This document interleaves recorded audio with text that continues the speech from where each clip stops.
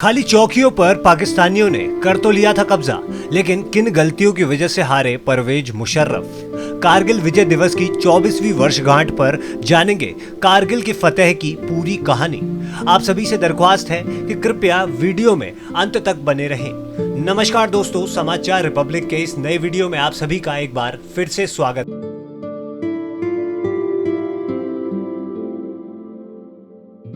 देश 24वां कारगिल विजय दिवस मनाने जा रहा है। यह खास दिन देश के वीर सपूतों को समर्पित है, जिन्होंने तमाम मुश्किलों को पार करते हुए 26 जुलाई 1999 को पाकिस्तानी सैनिकों को कारगिल से खदेड़कर उन दुर्गम चोटियों पर भारत का तिरंगा फहराया था। कारगिल वॉर के इन वीरों की कहानी को जन जन तक पहुंचाने के लिए हर साल यही दिन यानी कि 26 जुलाई को कारगिल विजय दिवस के रूप में मनाया जाता है। यह कारगिल युद्ध के नायकों की बहादुरी और वीरता को भी श्रद्धांजलि देता है, जिन्होंने भारी कीमत चुकाने के बावजूद ऑपरेशन विजय का नेतृत्व किया, जिससे भारतीय सशस्त्र बलों को जीत मिली। आज हम आपको अलग अलग स्टोरी के जरिए कारगिल के संपूर्ण घटनाक्रम को समझाएंगे, जिसने पूरी दुनिया में भारत के सैनिकों का लोहा मनवाया। हर साल 26 जुलाई को कारगिल विजय दिवस के रूप में मनाया जाता है। इस दिन भारत ने कारगिल युद्ध में पाकिस्तान को हराकर जीत का परचम लहराया था। यह युद्ध 1999 में मई और जुलाई के बीच लड़ा गया था। भारतीय सेना के हाथों करारी हार के महज 78 दिनों के अंदर पाकिस्तान में सैन्य तख्तापलट हो गया था। प्रधानमंत्री नवाज शरीफ को अपनी कुर्सी गंवानी पड़ी और परवेज मुशर्रफ नए राष्ट्रपति बने। आखिर पाकिस्तान में सैन्य तख्तापलट कैसे हुआ? मुशर्रफ के विमान को लैंड क्यों नहीं करने दिया गया? आइए इन सभी सवालों पर भी हम आगे चर्चा करेंगे। भारतीय इतिहास में 26 जुलाई बहुत ही गर्व का दिन होता है। इस दिन भारत ने टाइगर हिल पर भारतीय झंडा लहराकर पाकिस्तान को धूल चटाई थी। इस दिन देश के उन वीर जवानों के बलिदान को याद किया जाता है, जिन्होंने बिना किसी की परवाह किए अपनी जान की बाजी लगा दी थी। इतना ही नहीं बल्कि 60 दिनों तक चले इस युद्ध में न जाने कितने ही जाबाजों ने अपनी बहादुरी और साहस का प्रदर्शन करते हुए दुश्मनों की सेना का डटकर सामना किया था। इस युद्ध को लेकर कई किताबें छापी गई थी, जिनमें कुछ न कुछ नया मिल ही जाता है। भारत के खिलाफ पाकिस्तान की प्लानिंग, भारत का डटकर टिके रहना, लंबे संघर्ष के बाद जीत पर अपना नाम दर्ज करना। हर किताब में नए किस्से कहानी, नए साहस की दास्तां एवं नए गवाह नजर आ ही जाते हैं। इस खबर में हम किताबों के कुछ अंश देते हुए आपको बहुत सी बातों के बारे में बताएंगे। बात फरवरी 1999 की है, जब भारत के तत्कालीन प्रधानमंत्री अटल बिहारी वाजपेयी पाकिस्तान के दौरे पर थे। उनके साथ 20 से 25 लोग साथ गए थे, जिनमें अभिनेता देवानंद, कपिल देव और जावेद अख्तर भी शामिल थे। वाजपेयी बस में बैठकर वाघा बॉर्डर पार करके लाहौर पहुंचे और पाकिस्तान के तत्कालीन प्रधानमंत्री नवाज शरीफ को दोस्ताना अंदाज से गले लगाया।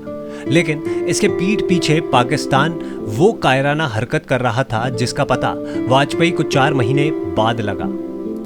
नवाज शरीफ दुनिया के सामने वाजपेयी के साथ मिलकर शांति का राग आलाप रहे थे और उसी दौरान पाकिस्तानी सेना जम्मू कश्मीर के लद्दाख के कारगिल में भारतीय जमीन पर कब्जा जमा कर बैठी हुई थी। भारत को जब इस खबर का पता लगा तो पाकिस्तानी अधिकारियों की तरफ से यह कहा गया कि जो कुछ भी कारगिल में हुआ उसकी जानकारी वजीर आजम नवाज शरीफ को थी। लेकिन शरीफ ने इस बात का खंडन किया कि उन्हें इस बात की कोई जानकारी नहीं थी। साल 1999 में भारत और पाकिस्तान के बीच लड़ा गया कारगिल का युद्ध भारत पाक संघर्ष के जटिल इतिहास में हमेशा एक ज्वलंत अध्याय के रूप में देखा जाता है। यह दोनों देशों के बीच एक ऐसा टकराव था जो 2 महीने से अधिक समय तक चला और जम्मू कश्मीर के कारगिल जिले के खतरनाक पहाड़ी इलाके में हुआ। युद्ध में न केवल दोनों देशों की सैन्य क्षमताओं और कूटनीतिक कौशल का परीक्षण किया, बल्कि दशकों से भारतीय उपमहाद्वीप को परेशान करने वाले गहरे राजनीतिक तनाव और क्षेत्रीय विवाद को भी उजागर किया। कारगिल संघर्ष की उत्पत्ति का पता कश्मीर के विवादित क्षेत्र के बड़े मुद्दे से लगाया जा सकता है, जो 1947 में अपनी आज़ादी के बाद से भारत और पाकिस्तान के बीच विवाद की जड़ बना रहा है। 1999 में पाकिस्तानी सशस्त्र बलों और कश्मीरी आतंकवादियों की घुसपैठ ने कारगिल सेक्टर में रणनीतिक ऊंचाइयों पर कब्जा कर लिया। एक ऐसा क्षेत्र जो पारंपरिक रूप से भारतीय नियंत्रण में था। क्षेत्र के यथास्थिति को आसानी से बदलने के लिए पाकिस्तान ने दुर्गम क्षेत्र का फायदा उठाने और भारतीयों को आश्चर्यचकित करने के लिए गुप्त सैन्य अभियानों का इस्तेमाल किया। 18,000 फीट की ऊंचाई पर कारगिल का यह युद्ध तकरीबन 2 माह तक दोनों देशों के बीच चलता रहा। तो आइए एक नजर डालते हैं कि आखिर यह युद्ध शुरू कब और कैसे हुआ। दरअसल 8 मई 1999 जब पाकिस्तान की 6 नॉर्दर्न लाइट इन्फेंट्री के कैप्टन इफ्तिकार और लैंस हवलदार अब्दुल हाकिम 12 सैनिकों के साथ कारगिल की आजम चौकी पर बैठे हुए थे, उसी दौरान उन्हें कुछ भारतीय चरवाहे नजर आए। उन्होंने सोचा कि इन चरवाहों को बंदी बनाया जाए, लेकिन फिर उन्हें लगा कि अगर इन्हें बंदी बनाया गया तो यह उनका खाना खाएंगे और उनके पास वैसे भी खाना बहुत कम था। इसके बाद उन्होंने नजरअंदाज करा इस बात को, लेकिन कुछ देर बाद वही चरवाहे अपने साथ भारतीय सेना के 6-7 जवानों को लेकर आए और इसके बाद वहां एक लामा हेलीकॉप्टर उड़ता हुआ आया। वह इतना नीचे उड़ रहा था कि पायलट को पाक कैप्टन इफ्तिकार का बैज साफ साफ नजर आ रहा था। यही वो पहला मौका था जब भारतीय सैनिकों को पता लगा कि पाकिस्तानी सैनिकों ने कारगिल की ऊंची पहाड़ियों पर कब्जा जमा लिया है। इसके बाद भारतीय सैनिकों की तरफ से हेलीकॉप्टर से फायरिंग की जाने लगी, लेकिन जब पाकिस्तानी सैनिकों ने हेडक्वार्टर से परमिशन मांगी तो उन्हें मना कर दिया गया। दरअसल मना इसलिए किया गया था क्योंकि वह भारत के लिए कुछ बातों को सीक्रेट ही रखना चाहते थे। जहां पाकिस्तान अपनी पूरी प्लानिंग के साथ तैयार होकर बैठा हुआ था, वहां भारत को इसकी भनक तक नहीं थी। यहां तक कि रॉ, जो कि भारत की खुफिया एजेंसी है, उसे तक इसकी भनक नहीं लग सकी कि पाकिस्तानी सेना इतनी बड़ी योजना बनाकर बैठी हुई है। दरअसल पाकिस्तानियों ने इस ऑपरेशन के लिए कोई अतिरिक्त बल नहीं मंगाया हुआ था, इसीलिए भी रॉ को इस ऑपरेशन की हवा तक नहीं लगी थी। पाकिस्तानी सैनिकों की पहली योजना भारत प्रशासित कश्मीर में पहाड़ की कुछ चोटियों पर कब्जा करने और फिर श्रीनगर लेह राजमार्ग को बंद करने की थी। इसी रास्ते से भारतीय सैनिकों को रसद मिलता था। पाकिस्तानी सैनिक हर तरह से भारतीय सैनिकों को कमजोर करने की फिराक में थी, ताकि वह अपने नापाक इरादों को अंजाम दे सके।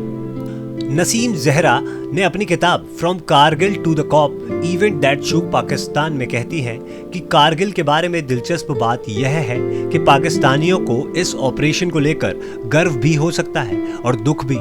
जिस तरह से युवा सैनिकों को कारगिल भेजा गया था, जिस कड़ाके की ठंड में वह वहां पहुंचे थे और जिन परिस्थितियों में उन्होंने बहादुरी से लड़ाई लड़ी, वो पाकिस्तान के लिए गर्व की वजह जरूर है, लेकिन सवाल यह भी उठता है कि उन्हें वहां क्यों भेजा गया था। जनरल परवेज मुशर्रफ इस कारगिल ऑपरेशन की योजना को लेकर बार बार दोहराया करते थे कि यह उनकी नज़र में बहुत अच्छा प्लान था। इसने भारतीय सेना को खासी मुश्किल में डाल दिया था। उन्होंने अपनी आत्मकथा in the line of fire में लिखा है कि जून के मध्य तक भारतीयों को कोई खासा सफलता नहीं मिली थी। भारतीयों ने खुद माना कि उनके 600 से अधिक सैनिक मारे गए और 1500 से अधिक जख्मी हुए, लेकिन हमारी जानकारी यह है कि असली संख्या लगभग इसकी दुगनी थी। असल में भारत में हताहतों के बहुत बड़ी तादाद के कारण ताबूतों की कमी पड़ गई थी और बाद में ताबूतों का एक घोटाला भी सामने आया। ये लड़ाई करीब 100 किलोमीटर के दायरे में लड़ी जा रही थी। 1700 पाकिस्तानी सैनिक भारतीय सीमा के 8 या 9 किलोमीटर अंदर घुस आए थे। इस पूरे ऑपरेशन में भारत के 527 सैनिक मारे गए और 1363 जवान घायल हुए थे। ऐसा कहा जाता है कि अगर जमीन पर लड़ाई हो रही हो तो आक्रामक फौज को रक्षक फौज का लगभग 3 गुना होना चाहिए, लेकिन वहीं अगर यह लड़ाई पहाड़ों पर हो रही है तो यह संख्या 9 गुना होनी चाहिए। वहीं कारगिल युद्ध के दौरान पाकिस्तानी सैनिकों की पोजीशन को देखते हुए माना जा रहा था कि एक पाक सैनिक से निपटने के लिए 27 जवान भेजे जाने थे। भारतीय सैनिकों को लग रहा था कि वो इस युद्ध को अपने अनुसार सुलझा लेंगे और उन्होंने राजनीतिज्ञों को सूचित तक नहीं किया था। हालांकि कुछ समय बाद जब मुद्दा बढ़ता गया तो यह देश के हर व्यक्ति तक पहुंचने लगा। जब भारतीय नेतृत्व को इसकी खबर मिली तो उनके पैरों तले जमीन खिसक गई। भारतीय प्रधानमंत्री अटल बिहारी वाजपेयी ने पाकिस्तान के प्रधानमंत्री नवाज शरीफ को फोन मिलाया। पाकिस्तान के पूर्व प्रधानमंत्री खुर्शीद महमूद कसूरी अपनी आत्मकथा neither a hawk nor a dove में लिखते हैं कि वाजपेयी ने शरीफ से फोन पर शिकायत की थी कि आप लाहौर में मुझसे गले मिल रहे हैं और कारगिल पर कब्जा कर रहे हैं। तब नवाज शरीफ ने कहा कि उन्हें इसकी बिल्कुल भी भनक नहीं है। परवेज मुशर्रफ आखिरी तक कहते रहे कि अगर पाकिस्तान की राजनीतिक नेतृत्व ने उनका साथ दिया होता तो आज इस युद्ध की कहानी कुछ और ही होती। पाकिस्तानी सेना को चोटी पर अपनी पोजीशन का फायदा हो रहा था क्योंकि वो आसानी से भारतीय सेना पर नजर रख पा रहे थे और हमला करना उनके लिए आसान था। हालांकि जब भारतीय सेना ने धीरे धीरे महसूस किया कि क्या हो रहा है तो युद्ध की कहानी पलट गई और चोटी पर बंकर बनाना पाकिस्तानी सैनिकों के लिए सजा बन गई। लेखक नसीम जहरा अपनी किताब from Kargil to the coup events that shook Pakistan में कहा कि कारगिल की पहाड़ियों से नीचे उतरने पर भी पाकिस्तान को भारी नुकसान उठाना पड़ा था। उन्होंने बताया कि पाक सैनिकों के लौटने के लिए कोई सड़क या फिर वाहन मार्ग नहीं थे, ना ही वह एक दोस्ताना वातावरण था जिसके जरिए वो वापस आ पाते। पहाड़ों की 16 से 18,000 फीट की ऊंचाई से लौटना बहुत मुश्किल और खतरनाक था। युद्ध बहुत कम समय के लिए था लेकिन यह भीषण तरीके से लड़ा गया था। इस युद्ध में भारतीय वायुसेना और बोफोर्स तोप ने शामिल होकर कारगिल युद्ध की सूरत ही बदल डाली। वायुसेना लगातार पाक सैनिकों पर हमलावर होती रही और हवा में रहकर बम और गोलियां बरसाने लगी, लेकिन पाकिस्तानियों की ओर से कार्रवाई करने के आदेश नहीं दिए जा रहे थे। बोफोर्स तोपों ने पहाड़ की चोटियों के छोटे छोटे टुकड़े कर दिए और भारतीय वायुसेना ऊपर से लगातार बमबारी कर रही थी। नसीम जहरा उन्हें गलत मानती है जो लोग सोचते हैं कि इस युद्ध से कश्मीर के मामले में पाकिस्तान को फायदा पहुंचा है। उनका कहना है कि युद्ध के तथ्य इस बात का समर्थन नहीं करते हैं कि पाकिस्तान को फायदा होगा। तथ्यों के मुताबिक यह पाकिस्तान की एक ऐसी गलत चाल थी कि पाकिस्तान को सालों तक बातचीत की प्रक्रिया फिर से शुरू करने की कोशिश करनी पड़ी। भले ही भारत ने 1971 और सियाचिन किया हो, पर कारगिल युद्ध का पाकिस्तान का फैसला बहुत गैर जिम्मेदाराना था। इससे पाकिस्तान की छवि को नुकसान पहुंचा। हालांकि नसीम जहरा का मानना है कि कोई भी नुकसान या लाभ स्थायी नहीं होता। देश को अपनी नीतियों की समीक्षा करने का अवसर मिलता है। कारगिल युद्ध में भारत के हाथों हार मिलने के बाद प्रधानमंत्री नवाज शरीफ और पाकिस्तानी सेना के प्रमुख जनरल परवेज मुशर्रफ के बीच रिश्तों में दरार आ गई थी। शरीफ हार के पीछे मुशर्रफ को जिम्मेदार मान रहे थे, जबकि मुशर्रफ का मानना था कि उन्हें सरकार से मदद नहीं मिली। मुशर्रफ से शरीफ किस कदर नाराज थे, इस बात का अंदाजा ऐसे लगाया जा सकता है कि उन्होंने श्रीलंका से कराची आ रहे उनके विमान को लैंड नहीं करने दिया। दरअसल पाकिस्तान में तख्ता पलट 12 अक्टूबर 1999 को हुआ था। इससे पहले शरीफ ने मुशर्रफ को एक समारोह में हिस्सा लेने के लिए पाकिस्तान का प्रतिनिधि बनाकर श्रीलंका भेजा था, लेकिन जब वह पाकिस्तान इंटरनेशनल एयरलाइंस जेट से वापस कराची पहुंचे तो उनके विमान को लैंड नहीं करने दिया गया। शाम 5 बजे जब विमान हवा में था, शरीफ ने सेना प्रमुख जनरल परवेज मुशर्रफ को बर्खास्त कर दिया। उनके स्थान पर शीर्ष सैन्य खुफिया अधिकारी जनरल ख्वाजा जियाउद्दीन की नियुक्ति की गई। नवाज के इस कदम से उनके खिलाफ आक्रोश फैल गया। लगभग 1.5 घंटे बाद एयर ट्रैफिक कंट्रोल्स ने विमान को कराची इंटरनेशनल एयरपोर्ट पर उतरने की अनुमति देने से इनकार कर दिया। 1 घंटे से अधिक समय तक विमान चक्कर लगाता रहा।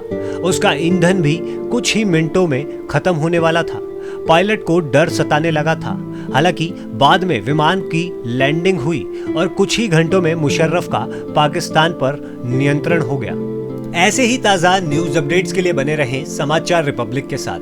अगर आपको वीडियो पसंद आया हो तो कृपया चैनल को सब्सक्राइब कर बेल आइकन दबाएं, जिससे आपको हमारे चैनल से रिलेटेड सारे नोटिफिकेशंस मिलते रहेंगे। वह वीडियो पर लाइक और कमेंट कर अपना आश्वासन हमसे साझा करें, जिससे हमें और भी अच्छा कार्य करने की प्रेरणा मिलती है। नमस्कार।